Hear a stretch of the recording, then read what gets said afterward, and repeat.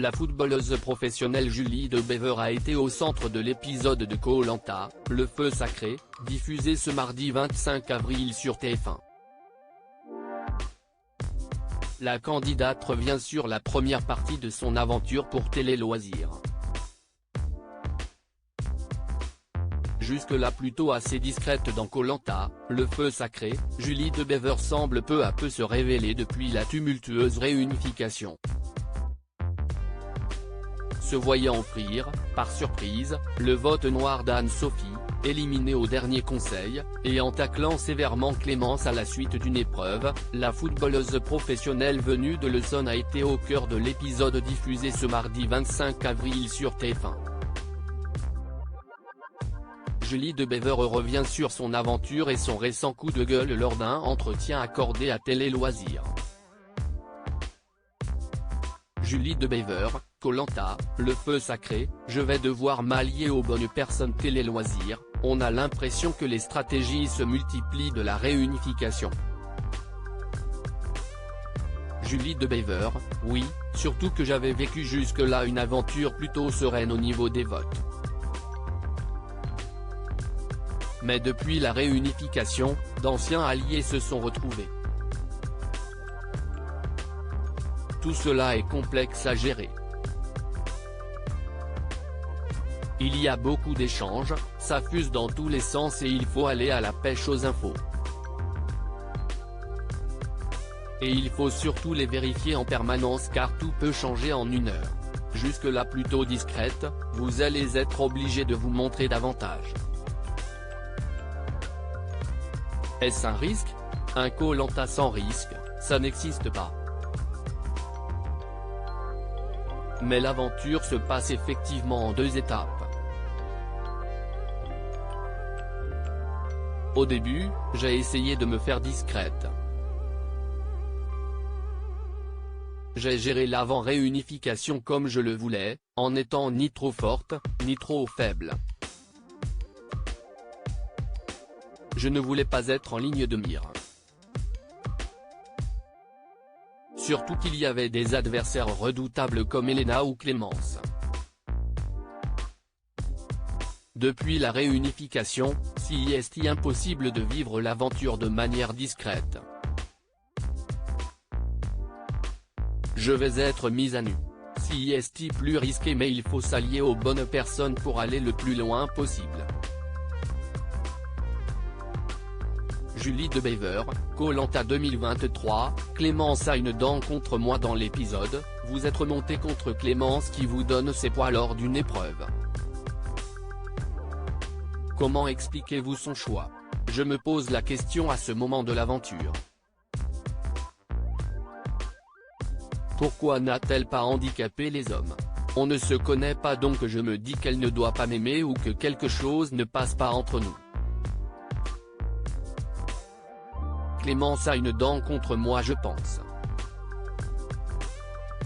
Sa volonté de m'éliminer m'agace car elle est sans raison. Donc je vais avoir à mon tour l'envie de l'éliminer.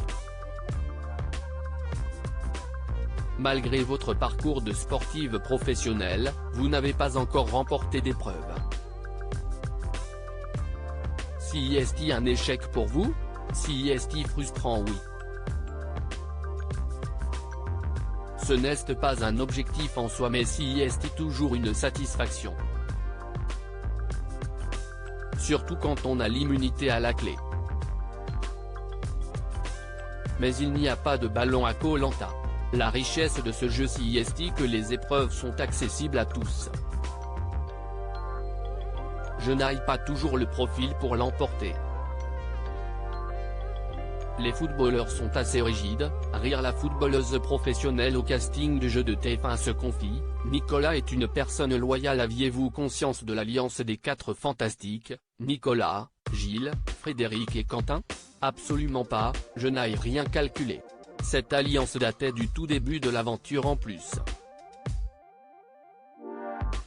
Je suis proche de Nicolas et je connais ses affinités avec les trois autres garçons.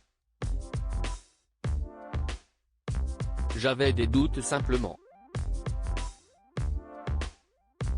Vous êtes proche de Nicolas sans être dans cette alliance.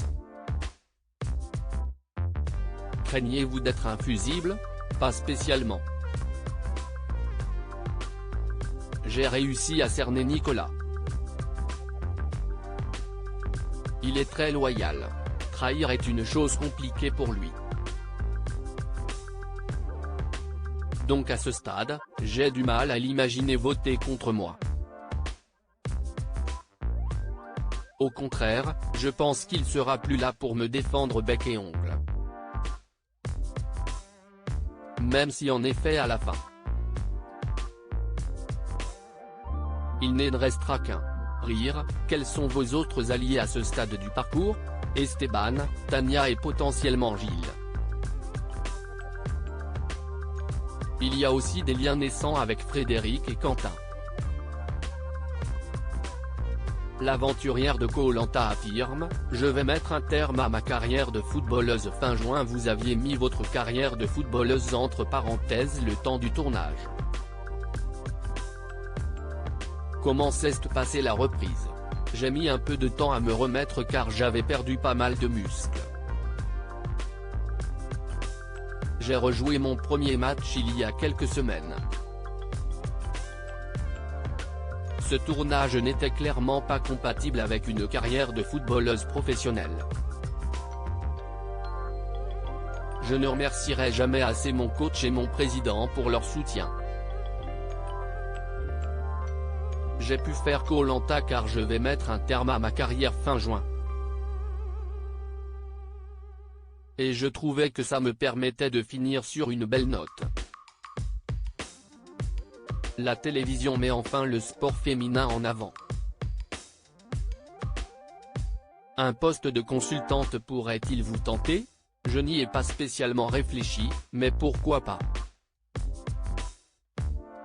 Tout ce qui met en avant la femme, dans le sport ou ailleurs, pourrait m'intéresser.